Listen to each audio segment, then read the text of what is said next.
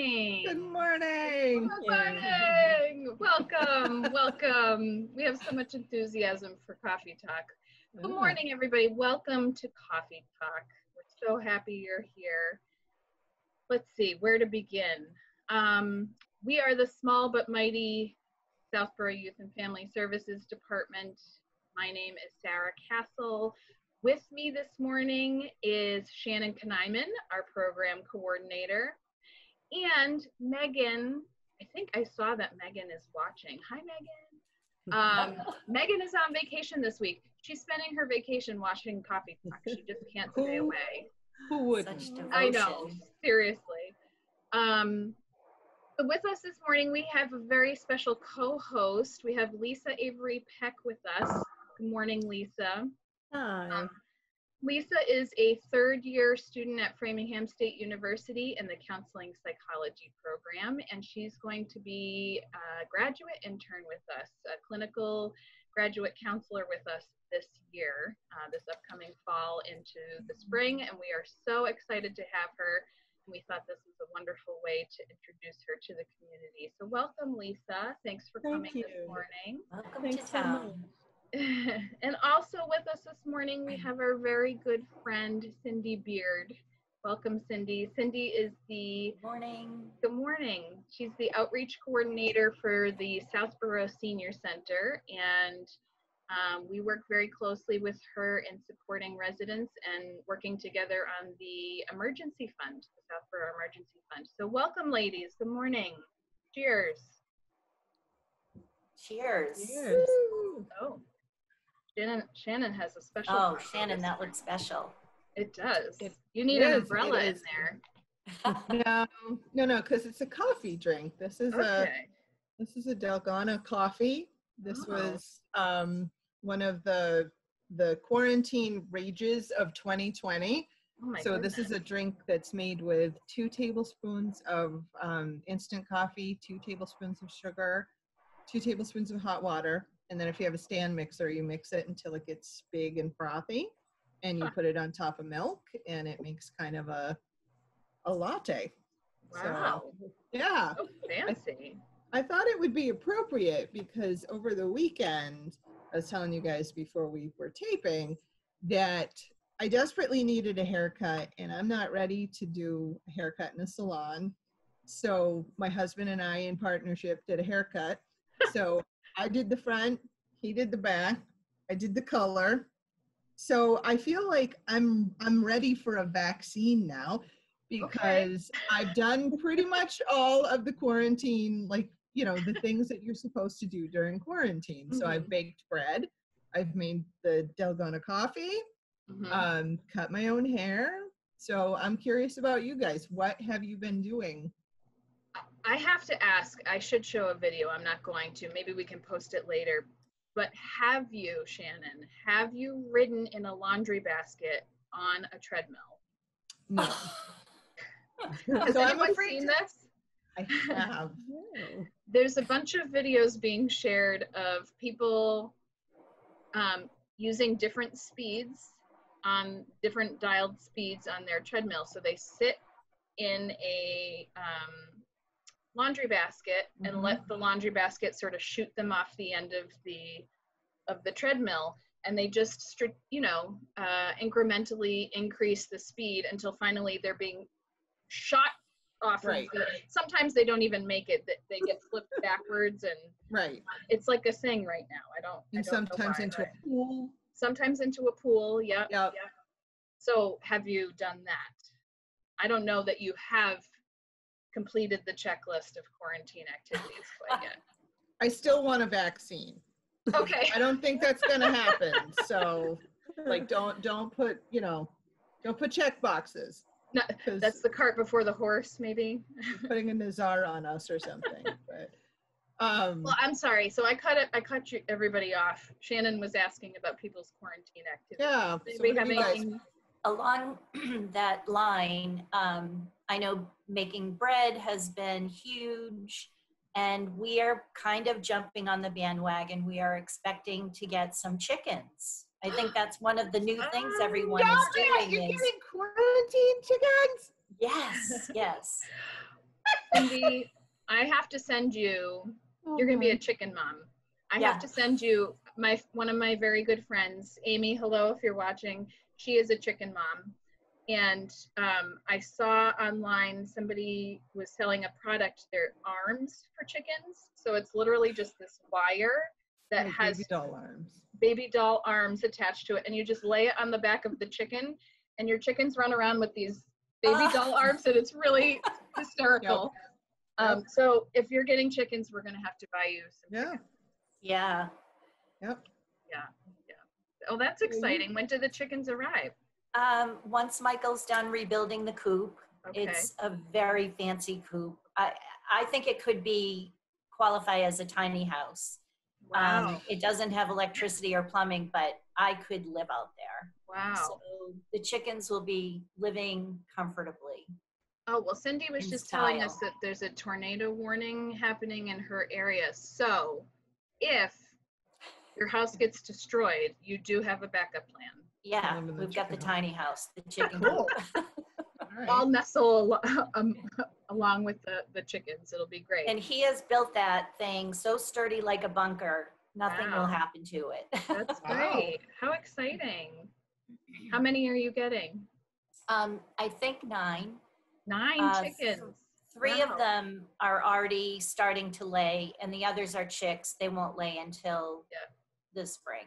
Yeah. Oh, that's cool. I have a lot to learn. Michael has had chickens and turkeys, and I am a novice, so. Okay. Yeah. Cool. That is exciting. How about you, Lisa? Are you doing any fun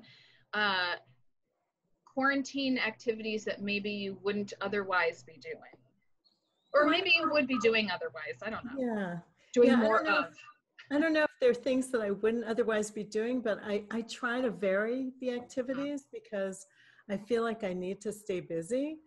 Mm-hmm. So I've been growing vegetables, and I actually have a vegetable to show you. I think this might be a butternut squash, so I think I picked it too soon. But it's beautiful. Unsure. She's unsure of whether that's a butternut squash or not. Somehow it ended up in the garden, whether she planted it or not. It's there. Well, that's great. Yeah, so I've been doing that, and I've also been doing paper cutting, which is something that requires a lot of focus, and it's very zen. You just sit there and it's almost like paint by number, but you have to be very careful because you're using a little knife to make cuts in the paper, and it comes out with things like this. So it makes this pretty feathery looking design. Yeah. It does sound like it would be very, well, I imagine, yes, you have to be paying very close attention so you don't turn something really relaxing into something not so relaxing. Yeah. But that's really pretty. I haven't heard of that as a hobby. Yeah, I found some videos about it online, and there are people who give workshops and things online. So I learned how to do it. I've never done it before. Oh, that's cool. Yeah. And well, go ahead, Shannon. I was just going to say, as we're talking, we really encourage people to use the comment section and tell us what you've been doing as we're talking here, because we want to hear. Do we even know how to check the comment? Oh, you mean afterwards? It would be so cool it would be so cool if we could figure out how to check them live, but we could be like, Megan. I was going to say, Megan, if you're watching, text me what it's saying in the chat box. What are you doing? Yeah. Well, I was going to say, so I have revisited some old hobbies. I used to take a knitting class because I wanted to learn how to make my own holiday gifts. But this knitting project is much a reflection of how long it takes me to do anything. So I've been working on this since March. At this rate, so yes, I don't know how to make anything. I just enjoy the process of the repetitiveness of knitting. And so, so my what son, is it going to be? I don't I don't know. I think because it's going to take so long and I don't know how to make shapes or do anything fun, it's going to end up being a cape for my son. So A winter cape. A winter cape, yes. A superhero. In the summer, it'll be a little too sweaty to wear a Right. knit cape, but Nope. but I was also going to share. So we met with Tim Davis. Shout out to Tim Davis, who's the recreation director in Southborough, about exercise last week and getting outside. And so I used to run a lot, and I haven't for a really long time. But since we talked with him, and since it was just, put back on my radar, I've been doing a lot of walking. And my family and I have actually been, there's so many state parks and trails and so many that we've never been to before. So we've been trying to sort of go through the list of places that we want to visit that we haven't been to go for a walk. And this morning I woke up and I checked the weather radar and said, oh, good, I have about a half an hour. So I'm going to get up early and I'm going to go for a walk. And toward the end, the skies opened up and torrential downpours. And so wouldn't you know, I'm a runner again. I was soaked. I was soaked by the time I came inside. So. Well, but walking with your family is nice. I've picked up Pilates again. Yeah. And I'll tell you what, that's not a family activity. That's like a gong show, pretty much. You take a 9 and a 12-year-old doing Pilates with you? No. Nope. Gong show. Yeah. So, but exercise is great. Yeah, I was just going to say that feels like a really nice segue because we invited Cindy on the call with us today because, as we mentioned earlier, Cindy is the outreach coordinator at the senior center. And in preparation for having her on the show today, we were just talking about some of the resources and suggestions that she often makes, and one of which is about self-help, which we'll get to in a few minutes. But Cindy, for viewers at home who don't know you very well, how long have you been working for the town of Southborough? I was hired by the town in 1998 when the senior center was located at the Village Hall in Fayetteville. Oh, right. It was basically just a very large room. There was just myself and the director, who at the time was Leah Alea. Okay. And I think I was hired initially for all of 8 hours. Wow. And gradually over time increased up to the now 32 that I work. Okay. So that's a lot of years in town. And yes, I'm not good at math. say, how many is that? 25. Wow. Around there. Yeah, around 25. Okay, all right. I'm also very bad at math. You don't think well on the fly. We're all social workers. Yeah. But during that time, I just want to say that I feel so honored and privileged to have met some of the most notable citizens of Southborough, the stories that I've heard, the history I've learned about the town. It's been really incredible. So I feel very fortunate that I can say I love what I do. And I think Southborough is a really wonderful community filled with some really special people. Oh, that's great. Yeah, it's not often that we all get to say we love what we do. So that's wonderful. Yeah. I'm sure that the folks that you work with can feel that too. So your title is Outreach Coordinator. Can you tell us a little bit more about your job and what it is that you do at the Senior Center?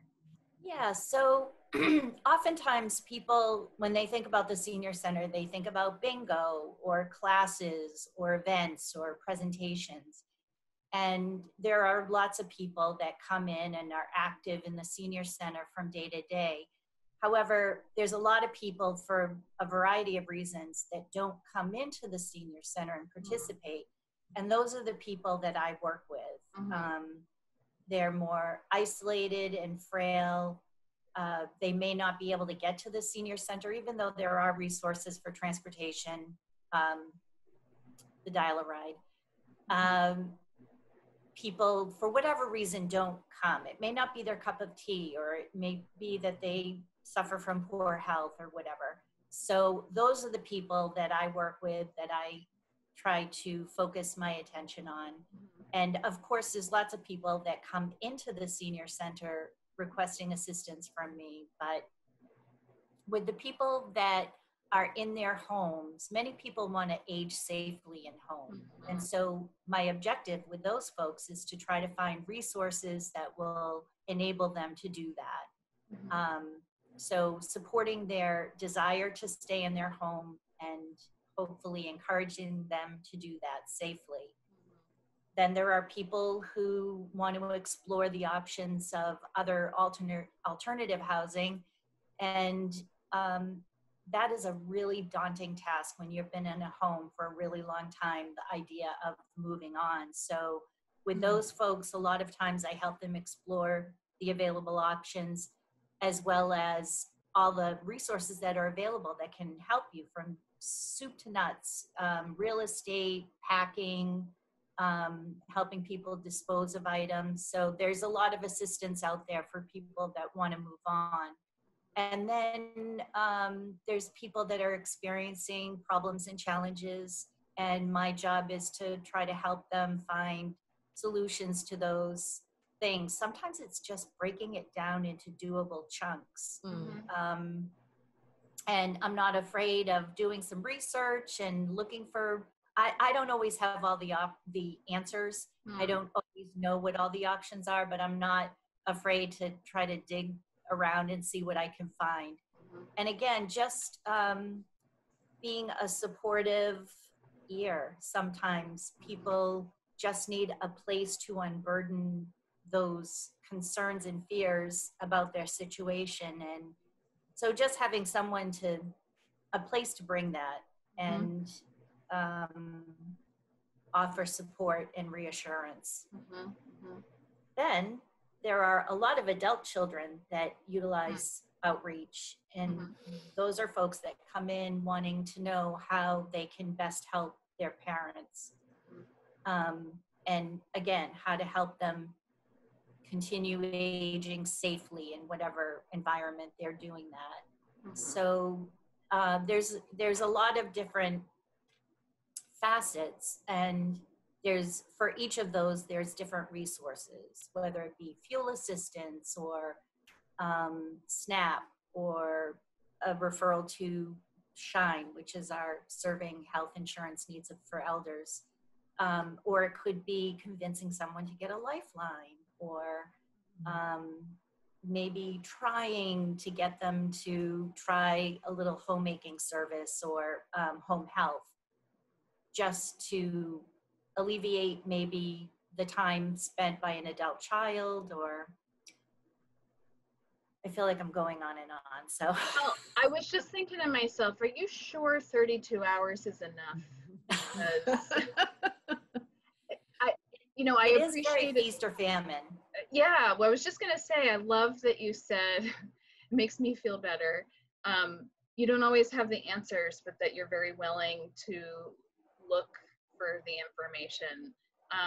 Because I'm sure, I think we feel that in our department also, that sometimes we're seeing things for the first time, and in the end, we may not have the answers, but what you do and what we try to do also is at least just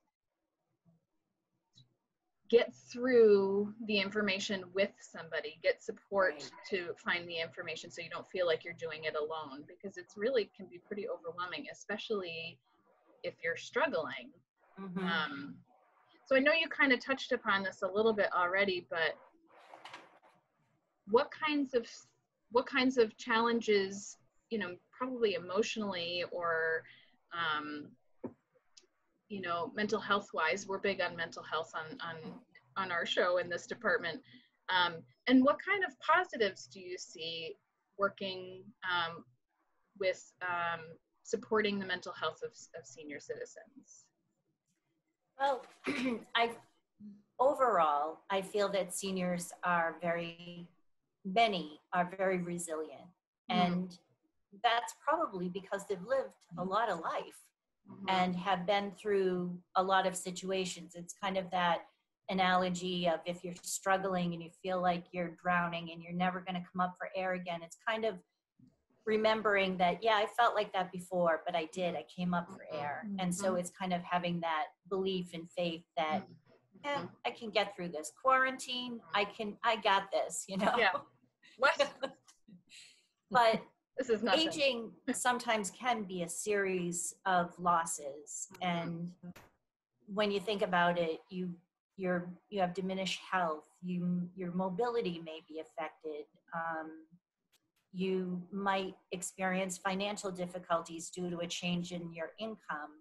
If you were someone who derived a lot of your self-identity through your employment and now you're retired, you might experience a loss of purpose.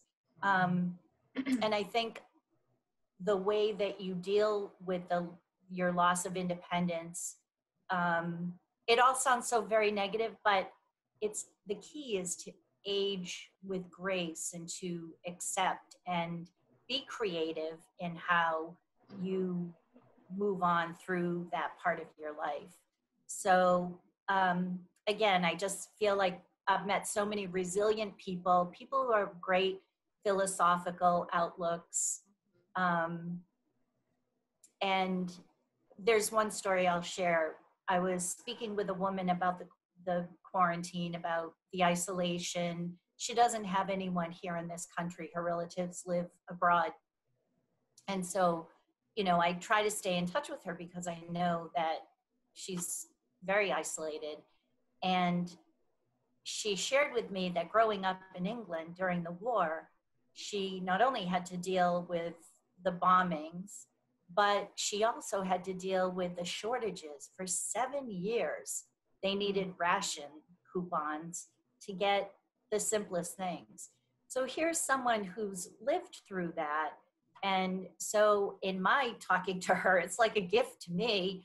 You know, she's sharing this experience with me and saying, yeah, you know, this is hard. But in other words, she knows I've been through something similar. I can get through this. Yeah. So Yeah. So a great outlook and perspective. I also remember you talking about an appreciation for things that a lot of us overlook. Well, you know, growing your own food or having a garden, a lot of people have always gardened. And I find that a lot of my conversations, we just, you know, the half hour I'm on the phone with them, it's like, we're talking about what's in your garden. Oh, we have a lot of this. How's that doing? Yeah. And also earlier this spring, when we were first working from home, I started noticing the birds. I guess they've always been there, but I just don't think I noticed them. And so we would talk about the birds nesting, and everyone had a story about a nest in their yard or about the birds that they're seeing. So it is just kind of an appreciation for those little things. That's absolutely true. Yeah. I you know, Shannon and I kind of did a silly commercial last week with me pretending to bird watch, but my desk here at home was actually looking out a window, and I became a bird watcher. And there was one bird in particular that was really elusive that I kept trying to figure out what kind it was because it didn't come around very often, and I loved its song. And so that's nice. So it's kind of like we were talking earlier about our quarantined activities and finding new appreciation for things. It seems to really tie into what you're talking about and what you often appreciate about working at the senior center. For anybody that's watching that's either a senior themselves or has someone in their family who might be struggling, you've touched upon this already, but what kinds of suggestions would you have for them? Especially, you know, you talked about seniors as a population of having some losses, and I love that you said part of that is about finding acceptance and aging with grace, and that can be really hard to do. Do you have further suggestions for anybody, you know, who's watching in terms of what they can do, especially right now? Well, there's lots of resources and lots of services. So I encourage everyone to read the newsletter. If you don't get your newsletter, call the senior center. We'll get you on the list. But every senior in Southborough should get a newsletter. You can also read the newsletter online, and that's at southboroughseniors.com. It's OUGH. And maybe we can post that. Yeah, sure. Yeah, we can make sure I'm happy to share that. There's lots of information on that. But in addition to that, there's two things that I really think, and maybe we can come back to some of the specific things that the senior center might be doing. But in addition to that, I think one of the biggest things is to try to stay connected. And in whatever way you can do that, whether it is just talking to a friend that you have, or learning how to use a smartphone if you have one, and FaceTiming with your grandchildren or relatives, or another friend that has a smartphone. If you can and have a camera in your computer, try to learn how to Zoom. See if someone can come over and socially distant walk you through it. And those are great ways to stay connected. But the old-fashioned ways of writing letters, sending a card. I personally am going to keep the U.S. Postal Service in business by sending out cards and packages. I suggest everyone do that. And using email, and so staying connected. It's really important. And if you don't have someone to be connected with, call the senior center, leave me a message. If you or someone you know is feeling isolated and suffered from loneliness, then please reach out and let us know that, because that's part of what I do, is stay in touch with that connection. The other thing is try to get outside. Even if you're able to walk around your yard, we call it the perimeter check. And we get out and walk around the yard in the morning and each evening, if the bugs aren't too vicious. But if you can't walk, then just try to find a place, whether it's your front stoop or your porch or wherever, where you can go. And sometimes you just have to say, wow, listen to how quiet it is. Or sometimes just sitting at the window and watching the world go by kind of makes you feel you're out there. So getting outside and trying to get whatever exercise that you can is so important and helpful. That's great. That's great. And I think, the idea of self-care in general, finding ways to continue to take care of yourself. And I would say that's true for everyone right now. That exercise, getting outside, and any opportunities you have and maybe picking up some new hobbies, like some of the ones we talked about, growing some vegetables, or taking months to knit something, or reading, all sorts of things. But I just want to say, Cindy, you mentioned that connecting with folks who feel really isolated is part of your job, but it's very evident that while it's part of your job, it's a genuine love of the work that you do, and the genuine relationships that you build with people. So I know Cindy checks in with a number of residents on a regular basis, and I can absolutely picture you having half an hour long conversations in the gardens. So she's we're a lucky community to have her in the role that she plays. Thank you. I feel very privileged. That's great. Well, we are out of time for today. We want to thank Cindy for coming on. We will be sharing contact information for the Senior Center in our more polished posted episode after we send it over to Southborough Access Media. So check that out. We can also post the newsletter as Cindy was talking about. I also want to thank Lisa. Lisa, I didn't give you much chance to talk, but at least we all see your face, and that's right. She's going to be with us. Vegetables and paper cuttings. Yes. And maybe somebody can tell me what this is. Yeah, please comment down. That's right. And comment down below. My kids think that we're YouTubers. It's great. Anyway, sorry. So Lisa will be with us for the year. So Lisa, thank you for co-hosting with us today. Next week, we have some young people coming on the show. We're super excited. Yeah, we're going to have the go ahead. Southborough Youth Council is going to come visit us next week. That's right. And I wish we could have all of the kids come on because they are all amazing and awesome.